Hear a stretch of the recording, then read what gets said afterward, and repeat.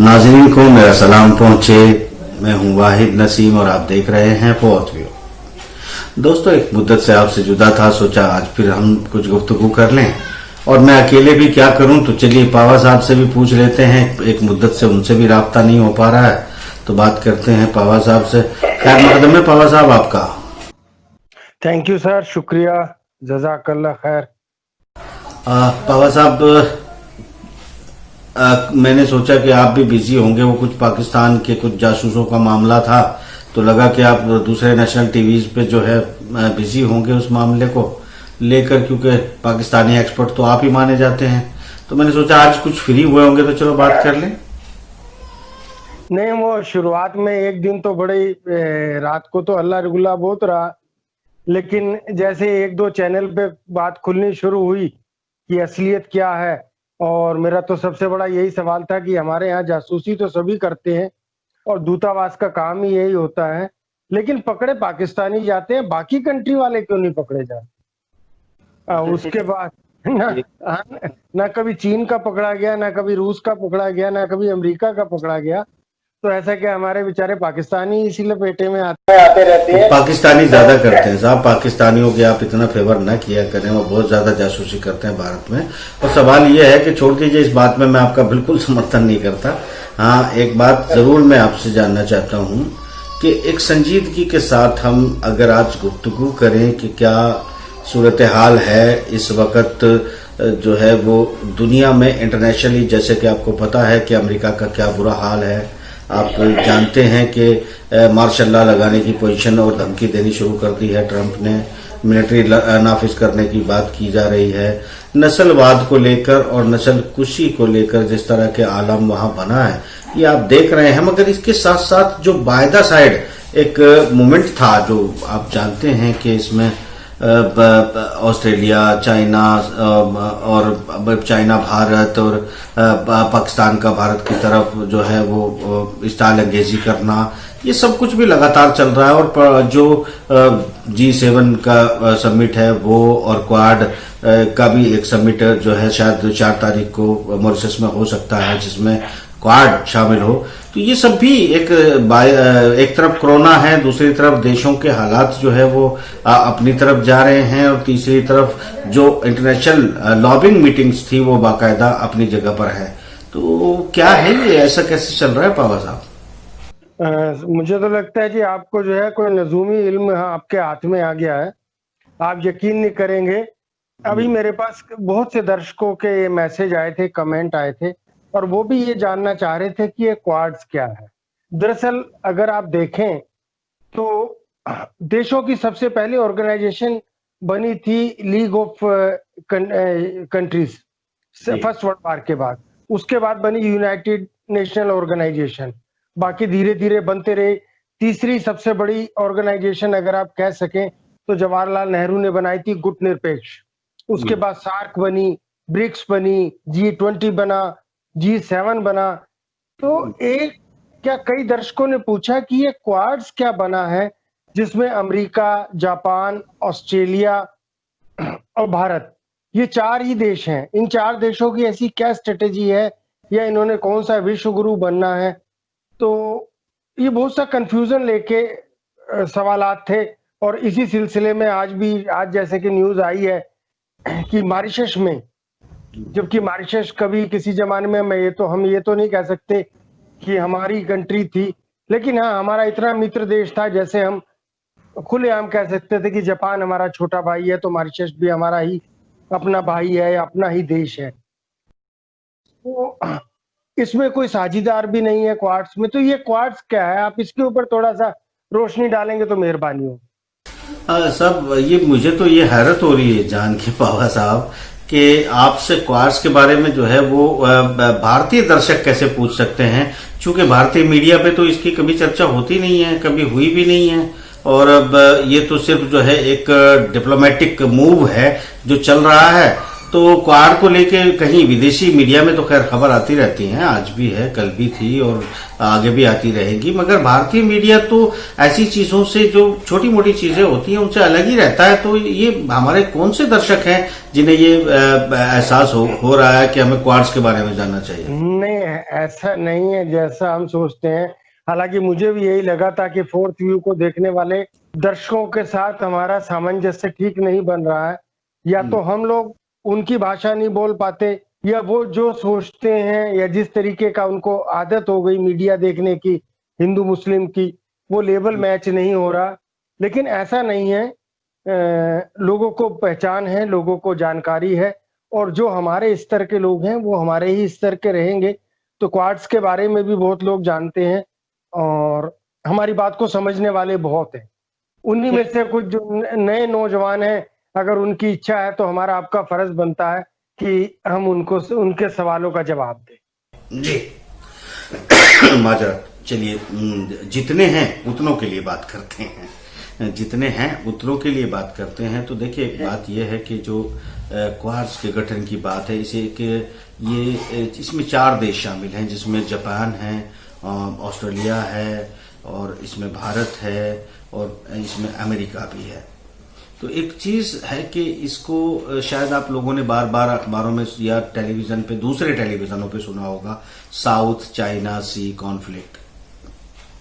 South China सी conflict में क्या है कि चाइना की एक दादागिरी वहां चल रही है, जिसमें उसने अपने आर्टिफिशियल जजीरे बनाए हैं, वहां पर अपनी फोर्सेस डिप्लॉय कर दी है और जगह जगह पर उस जगह को अपने कंट्रोल में ले लिया है, और कंट्रोल में लेकर उसको ओपन राहदारी नहीं रखने का उसका प्लान है। इस पर अपना कब्जा जमाने की बात है। और दूसरी तरफ अमेरिकन लॉबी है, जिसमें चूंकि इस सी में, साउथ चाइना सी से लेकर प्रशांत सागर तक जो राहदारी होती है, यानी कि जो ट्रैफिक चलता है जहाजों का, मालवाहक जहाजों का, मिलिट्री मूवमेंट का, वो सब इसमें चूंकि इस रास्ते को इससे टच करता है इलाका, अफ्रीका भी टच करती है, तो दूसरी तरफ जो है इसमें सबसे इंपॉर्टेंट है कि रशिया टच करती है। तो रशिया के पास एक बात आपको समझना पड़ेगा कि यहाँ चाइना जो इस तमाम इलाके में, चाहे वियतनाम का मामला हो या फिर Korea, north Korea, south Korea और जापान में बाकायदा बहुत भारी इंटरेस्ट जो है वो अमेरिका का है। जापान में बहुत सारा इन्वेस्टमेंट जापानीज कंपनी में अमेरिका का होता है, यूरोपियन यूनियन का होता है, और यहाँ प्रोडक्शन हब की तरह जो है बहुत सारी चीजें बनाकर बिजनेस रूट करती है यूरोपियन यूनियन में, अफ्रीका में, तमाम इलाकों में यहाँ से जो है वो जहाज गुजरते हैं, राहदारी गुजरती है। जापान प्रोडक्शन हब की तरह भी है और यहाँ बहुत सारी डिप्लॉय है। 70,000 से ज्यादा फौजी हमेशा जो है जापान के आसपास अमेरिका के रहते हैं। और यहाँ Korea, south Korea, north Korea tension है, वियतनाम है, आपका ताइवान है, ये तमाम चीजें जो हैं इधर से भारत होते हुए पूरा एशिया का जो इलाका, हम इंडोनेशिया, मलेशिया, आपका थाईलैंड, कंबोडिया, और ये होते हुए सीधे टच करता है ऑस्ट्रेलिया, न्यूजीलैंड को। तो ये पूरा का पूरा जो बेल्ट है, ये इस समंदर से इसका सीधे कनेक्शन है, जिस पर चीन जो है अपनी दादागिरी जमा रहा है, अपना कब्जा जमा रहा है, अपनी फौजों को यहाँ पर जो है उसने मुनसर कर दिया है, मतलब यहाँ पर तैनात कर दिया है, और दूसरे जहाजों को परमिशन लेके जाने की बात करता है, जबकि यहाँ पर अमेरिका और ये भारत, ऑस्ट्रेलिया और जापान इस समंदर का हिस्सा होने की वजह से इसको ओपन रखना चाहते हैं। तो चारों देशों की एक स्ट्रैटेजी है कि इस राहदारी को हम ओपन रहने देंगे, इस पर चीन का कंट्रोल नहीं होने देंगे। अब पावा साहब, इस राहदारी यहां पर इंपॉर्टेंट है, ये तो आप समझ लीजिए कि ये किस कॉन्फ्लिक्ट के साथ है। चीन इसे अपने कंट्रोल में लेना चाहता है, ये 4 देश इसको ओपन रखना चाहते हैं। मगर 4 देशों के अलावा क्या ये इलाका किसी 5वें देश के लिए भी महत्वपूर्ण है कि नहीं है? चूंकि वहां से राउट होती है पावा साहब पूरी डिप्लोमेटिक रणनीति और युद्ध नीति, दोनों बातें, और व्यापार नीति, ये तमाम नीतियां कनेक्ट करती हैं किसी 5वें देश से भी। तो यहां अगर आपकी इजाजत हो तो मैं बता दूं कि, या आप बता दें कि यह 5वां देश कौन है? नहीं नहीं, आप बताएं, उसको चालू रखें आप अपना उसका स्टेटमेंट। अच्छा। फिर जो सवाल खड़े होंगे दर्शकों की तरफ से या मेरी तरफ से मैं जरूर पूछूंगा जी। तो देखिए नाज़रीन, यहाँ सबसे इम्पोर्टेंट फैक्टर जिस पर दुनिया में चर्चा नहीं की जाती है, दुनिया का कोई मीडिया चर्चा नहीं कर रहा है, वो इम्पोर्टेंट फैक्टर है रशिया। दरअसल रशिया के पास 3 मेजर पोर्ट हैं।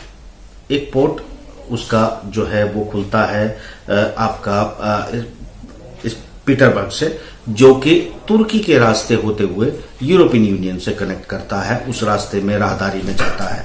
ये जो एक जो उसका पोर्ट है, सर्दियों के जब दिन आते हैं तो बर्फबारी ज्यादा होने की वजह से परमानेंटली ज्यादा दिन नहीं चल पाता है, कुछ दिन ही चल पाता है। और चलने पर भी चूंकि स्ट्रेटेजिकली एक तो पहले से ही यहाँ यूरोपियन, चूंकि तुर्की नाटो का रुकन था, तो नाटो का दखल इस राहदारी पर और कंट्रोल राहदारी पर ऑलरेडी मौजूद है। दूसरी बात, अगर 2023 के बाद तुर्की को इसका कंट्रोल पूरा हासिल हो जाता है तो इस समुद्री राहदारी पर तुर्की का और मुनज्जम कंट्रोल हो जाएगा। यानी कि अगर तुर्की और रूस के संबंध बेहतर होंगे तो राहदारी होगी, नहीं होंगे तो बहुत मुश्किल हो जाएगी। एक और जो है, जो सबसे इंपॉर्टेंट पोर्ट इस समंदर में खुलता है, जिसे हम साउथ चाइना सी कहते हैं, इससे कनेक्ट होकर राहदारी करता है। तो ये एक रशिया के लिए मेजर पोर्ट है जो साल के पूरे वक्त ये चलता है और इसी से सबसे ज्यादा कारोबार किया जाता है। ये पोर्ट चाइना, यानी कि यूरोपियन यूनियन का, अमेरिका का, यूरोप और अमेरिका का जो दबाव है वो इस समंदर पे ना रहे और अपनी मर्जी से इस तमाम इलाके में ओपन अपने कंट्रोल में रशिया जो है वो चाइना की मदद से अपनी राहदारी को आगे बढ़ाए, अपने कंट्रोल में मूवमेंट बढ़ाए। तो रशिया का चाइना से भी बड़ा इंटरेस्ट इस समंदर में मौजूद है। नहीं, आपने जो बात बताई वो अपनी जगह बिल्कुल ठीक है, लेकिन इसी सिलसिले में आप एक चीज भूल गए कि एक और राहदारी शुरू हो रही है जिसको हम सीपैक के या वन रोड वन बेल्ट के नाम से जानते हैं। मेन तो यहाँ सीपैक की बात करेंगे क्योंकि उससे कहीं ना कहीं हम जुड़े हुए हैं, और उस सीपैक के बहाने या उस सीपैक के सहारे से चीन ग्वादर बंदरगाह को अपने कब्जे में ले रहा है। यानी ग्वादर से वो पूरा यूरोप और मध्य एशिया में व्यापार करने लायक हो जाएगा। बिल्कुल। देखिए एक मिनट, यह सवाल ये उठता है कि अगर हमारा जो क्वाड्स कॉम्बिनेशन बना है 4 देशों का, जिसमें हम अमेरिका के एलॉयज हैं, और हम अमेरिका के साथ लगकर साउथ चाइना में और सीपैक में कोशिश कर रहे हैं कि चीन के हम सामने खड़े हो जाएं या इसका विरोध करें, तो वो हमारे देश हित में कहां तक है? क्या ये हमारे देश हित में है कि हम उसका विरोध करते, या ये हमारे देश हित में है कि हम भी उसके साझीदार हो जाते? देखिए, आप क्या कहते हैं? देखिए बिल्कुल आपका एक वाजिब सवाल है। मैंने कहा कि यहाँ पर देश में भी, बुद्धिजीवियों में भी और ब्यूरोक्रेसी में भी और पॉलिटिकल पार्टीज में भी दो राय पाई जाती है। हालांकि मैं समझता हूं कि कांग्रेस और भारतीय जनता पार्टी की लगभग एक सी ही रणनीति है इस मुद्दे को लेकर, जो पिछली सरकारें रही हैं। उससे पहले जब सरकारें रही होंगी मैं उसके बारे में बात नहीं करता, मगर पिछली सरकारें कांग्रेस की और भारतीय जनता पार्टी की लगभग एक ही पैटर्न पे चल रही है। इसकी वजह यह है कि हमने पिछले कांग्रेस के समय से लेकर आज तक अमेरिका के साथ अपनी तमाम नजदीकियां बढ़ाने की कोशिश की है। मैंने पिछले 7 सालों में लगातार इस पर आर्टिकल लिखे हैं, लगातार इस पर अपनी बात कहने की कोशिश की है और अपने फायदे नुकसान की बात की है। यहाँ पावा साहब आप ये समझ लीजिए, मैं नाज़रीन को भी एड्रेस करता हूं कि देखिए इस मामले में ये एक मेजर मामला था कि जो ग्वादर लिया जा रहा था तो सीपैक बनना है, हम उसका हिस्सेदार होंगे कि नहीं होंगे। तो भारतीय डिप्लोमेसी को यह तय करना था कि हम जो है अगर सीपैक के साथ और संघाई सहयोग संगठन के साथ मिलकर दुनिया के साथ अपने कारोबार को स्प्रेड करते हैं, और जो ब्रिक्स बना था उस ब्रिक्स में अगर हम शामिल होकर करेंसी वार में भी हम जो है एंटी डॉलर अगर खड़े होते हैं, तो ये भारत की इकोनॉमी अर्थव्यवस्था के हित में नजर आ रहा था, जिससे हमने ग्रो किया, काफी तरक्की की और वर्ल्ड वाइड हम धीरे धीरे चाइना को के आसपास पहुंच रहे थे और 2030 तक हम चाइना को लगभग बराबरी करने की स्थिति में आ चुके थे। अब इसके बाद ये जो राउटिंग है वो पूरी तरह अमेरिका की तरफ हो गई और अमेरिका की जो पुरानी नीति थी, यहां पेच कहां आता है पावा साहब, ये समझिए। पेच यहां आता है कि देखिए, मैं ओपनली बोल रहा हूं, कोई लाग लपेट नहीं है। ये बात ट्रंप जो है वो तमाम एक्सपर्ट, तमाम एजेंसीज का और अमेरिकन का खुद का मानना है कि ट्रंप किसी न किसी तरीके से पुतिन रशिया का एक पपेट है। जो रशिया के हितों में कदम होते हैं उस तरह के मूवमेंट जो है पूरी दुनिया में उठाए जा रहे हैं।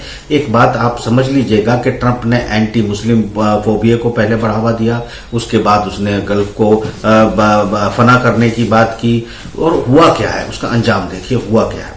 हुआ ये है कि उसने उल्टे सऊदी अरब से भी अपनी जो डिप्लॉय था वो हटा लिया है। अब सीरिया में से भी अपनी फौजों को विड्रॉ करना पड़ा है, इराक में से भी विड्रॉ कर रहा है, लीबिया से भी कमांड छूट गई है। इवन कुल मिला के अफगानिस्तान जो है वो हम पहले ही बताया था कि सेफ फेस लेते हुए वो निकल जाएगा, तो वो निकल भी गया है। जो बचा है वो भी बिल्कुल निकलने वाला है। तो यहां ये इंपॉर्टेंट है कि वो जबान से कुछ एग्रेसिव दिखता है और कहता है कि मैं अमेरिका की तरफ से ये फना कर दूंगा, जिससे लोगों के, वहां के लोगों के हालात बदलते हैं, जहनियत बदलती है, जिसका नेगेटिव असर होता है। और नेगेटिव असर का सहारा लेके उल्टे उसका रिवर्स काम करते हुए जो अमेरिका की पुरानी नीतियों के हित में नहीं है वो करते हुए ट्रंप आराम से निकल जाता है। ठीक उसी तरह हमने चेतावनियां दी, समझाया कि पोम्पियो जो कि उसने आज भी बयान दिया है कि इसमें भारत को लेकर भी फॉक्स टीवी अमेरिका पे उसने बयान दिया है कि चाइना जो है वो एग्रेशन दिखा रहा है भारत की सीमाओं पे भी, और भारत की सीमाओं का सिर्फ नाम लेता है, उसके बाद पूरा फोकस कर देता है साउथ चाइना सी पे। यानी कि मकसद ये है साउथ चाइना सी में हम, चूंकि यहां पर हमारी चीन के साथ 3-4 हजार किलोमीटर सीमाएं मिलती हैं, हम चीन की सेनाओं को 3-4 हजार किलोमीटर तक के इलाके में डिवाइड करवा सकते हैं ताकि साउथ चाइना सी पर उसके डिप्लॉय पर असर पड़े और अमेरिका जो है आसानी से थोड़ी बढ़त वहां पर हासिल कर ले। उसके बाद भी इंडो पैसिफिक कमान के तहत हम जो है ऑलरेडी जो क्वाड है उसके तहत हम मौजूद हैं साउथ चाइना सी में। उस एंगल पे भी बात करें, हम सिर्फ छोटी मोटी बातों को करें, घुमाएं फिराएं, ये सब नहीं होता है। हमारे जो कुछ ऐसी एजेंसियां भी काम करती हैं दुनिया में जो लोगों के मुंह में शब्द डालने का काम करती हैं। जैसे हम बेवजह बैठे बिठाए हम कोरोना से लड़ रहे हैं, अर्थव्यवस्थाओं से लड़ रहे हैं। इससे पहले हमारे बैंकिंग व्यवस्थाएं बंद हो रही थी, उससे पहले नोटबंदी की वजह से हमारी जो अर्थव्यवस्थाएं हैं वो डाउन की फॉल की तरफ जा रही थी, कंपनियां बंद हो रही थी, तालाबंदियां हो रही थी। उसके साथ साथ हम जो है बजाय अपनी इंटरनल स्थिति को सुधार कर मजबूत करने के, हम जो कुछ हमारे पास फंड है उसके हम इजराइल और अमेरिका से हथियार खरीदने के लिए पेमेंट कर देते हैं। और जो वेपन आज की तारीख में लेटेस्ट है जो कि 2014 में ही हमको डिलीवर हो जाना चाहिए था, S-400, वो आज तक हमको हो नहीं पाया। कारण पर हम नहीं जाते हैं, छोड़ दीजिएगा, ना आप समझेंगे ना हम समझेंगे। तो बेसिकली ये कारणों को छोड़ दीजिएगा, मगर ये दुनिया में दूसरी जगहों पे, तुर्की जैसी जगहों पे, कतर जैसी जगहों पे, ईरान में S-300, S-400 तैनात हो चुके हैं और अपना काम कर रहे हैं, सीरिया में भी हो चुके हैं। यहां पर मुद्दा ये उठता है कि हम किसी पर तनकीद नहीं कर रहे हैं, हम समझने की कोशिश कर रहे हैं कि लाभ क्या है, हानि क्या है। तो लाभ और हानि का अगर हम सवाल करते हैं कि हम साउथ चाइना सी में ऑस्ट्रेलिया, जापान, जहां पर भारी इंटरेस्ट जो है अमेरिका के पाए जाते हैं, अगर हम उनका कोलिशन बनते हैं तो हमारा बहुत ज्यादा राहदारी डायरेक्ट शायद न हो। उस इलाके से हमारे वियतनाम से बहुत अच्छे संबंध जरूर हैं, मगर बाकी के साथ में हमारा बहुत अच्छा लेन देन हो या यहाँ तेल के साथ भी, हथियारों के साथ भी वियतनाम में हमारा काम चलता है। मगर दूसरे देशों में, चाहे ताइवान हो या कोरिया हो, नॉर्थ कोरिया, साउथ कोरिया, उनसे कोई बहुत अच्छे मतलब हमारे ट्रांसपोर्टेशन चलते हो, ऐसा नहीं है। तेल हमको लाना होता है जो है वो हॉर्मुज वाले मामले से जो है हम लाते हैं, ईरान और ये पूरा जो इलाका है इस सागर से है। तो इस सागर में भी चाइना ने अपने जहाज डिप्लॉय कर दिए हैं, ग्वादर बंदरगाह को ले लिया है, सामने जिबूती को ले लिया है। ये जो सब चीजें चल रही है, अभी इजराइल से भी बंदरगाह 25 साल के लिए इजराइल से ही ले लिया है। तो इस पूरे इलाके में भी आमने सामने दाएं बाएं चीन ने अपनी तैनाती कर ली है, अपनी मजबूती कर ली है, और हम अमेरिका के चक्कर में साउथ चाइना सी में उलझे हुए हैं। मेरा ये मानना है पावा साहब कि साउथ चाइना सी में इस वक्त उलझना भारत के हित में कहीं से भी नजर नहीं आता है, और साउथ चाइना सी में अमेरिका का साथ जो है भारत ना दे, शायद इसी नीति को आगे बढ़ते हुए जो है अमेरिका हमारे लद्दाख वाले बॉर्डर पर, उत्तराखंड, इस तमाम इलाके में जो हम पर दबाव बनाया जा रहा है, मैं ये मानता हूं कि साउथ चाइना सी से अमेरिकन नीति से हमें बैकआउट करने के लिए किया जा रहा है, क्योंकि यहां भी ये समंदर हमारा है। इस समंदर की जो सरहदें हैं, मतलब किनारे हैं, वो हमसे मिलते हैं और हमारी फौजों का डिप्लॉय वहां पर है, और हमारे बेस का, हमारे फौजों का, हमारे बेड़ों का शायद अमेरिका यहां इस्तेमाल करना चाहता है। जापान का बड़ा लालच है, मगर इसमें जो रशिया का लालच है वो ये है कि वो चीन के साथ मिलकर चलाए, ना कि जापान के साथ और भारत के साथ या ऑस्ट्रेलिया के साथ इसको कनेक्ट रखे। तो ये जो सिचुएशन है, ये बड़ी समझने की बात है कि इस सूरत हाल में रशिया और चाइना के इंटरेस्ट एक हो जाते हैं, जो कि इस वक्त दुनिया में बर्तरी हासिल कर रहा है। यानी याद रखने की बात होगी कि अमेरिका के दंगों में भी चीन और रूस का नाम लिया जा रहा है। अगर ये इतने ताकतवर हो गए कि पूरे 140 शहरों में जो है अमेरिका के दंगे करवा सकते हैं, वहां मार्शल लॉ लगाने की स्थिति पैदा कर सकते हैं, तो ये ताकत कितनी बड़ी हो जाती है। और जिसके साथ पर, जिसकी उम्मीद पर हम लोग जो है रिस्क लेने चाहते हैं, बल्कि सच कहूं तो हम रिस्क ले चुके हैं। अगर ये सूरत हाल होती है तो मैं अपने हितों में इसे नहीं देखता हूं। आप क्या देखते हैं बाबा साहब? नहीं, पहले तो मैं आपको एक चीज दुरुस्त करना चाहूंगा कि कांग्रेस और बीजेपी की दोनों की एक सी पॉलिसीज रही हैं। ऐसा नहीं है, क्योंकि मैं खुद उसमें रहा हूं, मेरी जानकारी में रहा है। तो सीपैक के अंदर हमारा लगभग फाइनल हो चुका था डॉक्टर मनमोहन सिंह साहब के समय में, और हम उस राहदारी में उसके साझीदार होने वाले थे। दूसरा, हमारी एक और प्लानिंग थी कि हम ईरान से बजरिया जमीन के रास्ते से हम अपना ऑयल इंपोर्ट करते, जो हमें बहुत नजदीक पड़ता है और सस्ता पड़ता है। अच्छा, आप ये कहना चाहते हैं, ठीक है, आपकी अपनी राय हो सकती है। मेरी राय नाज़रीन अपनी जगह पे है और अडिग है और दुरुस्त है। पावा साहब की अपनी राय है। मगर एक चीज, पावा साहब, आपने इससे आगे अगर आप बढ़े तो जिस तरीके से आज हमारी सरहदों पर तनाव है, नेपाल की सरहदों पर तनाव है, उसके अलावा जो दुनिया में उथल पथल हो चुकी है, यानी कि जो वन वर्ल्ड ऑर्डर की एक अफवाह फैलाई जा रही है और पाकिस्तानी बड़े उछल के शोर मचा रहे हैं कि अब जो है वो इजराइल ग्रेटर इजराइल बना देगा और पूरा यूरोप और अमेरिका उसके कब्जे में आ जाएगा। अजीब तमाशा खड़ा कर रखा है और कुछ हदीसें भी सुनाई जाती हैं साथ में। उन हदीसों के चक्कर में लोगों को बरगलाया जाता है कि क्या क्या होने जा रहा है। इस पर आप अभी बात करना चाहेंगे कि इसके अगले एपिसोड में बात करना चाहेंगे? नहीं, अगले एपिसोड में मैं जरूर करूंगा, क्योंकि बड़ा डिटेल में है। लेकिन शॉर्ट में सिर्फ इतना कहना चाहूंगा कि पाकिस्तान जैसा धूर्त नस्ल, हालांकि वो हमारे ही अपनों में से हैं, लेकिन हमारे यहाँ से छट के निकल गए। आप कहें कि शरबती दाना निकल गया, तो वो लोग इतने धूर्त हैं, हम उनका कहीं तक मुकाबला नहीं कर सकते।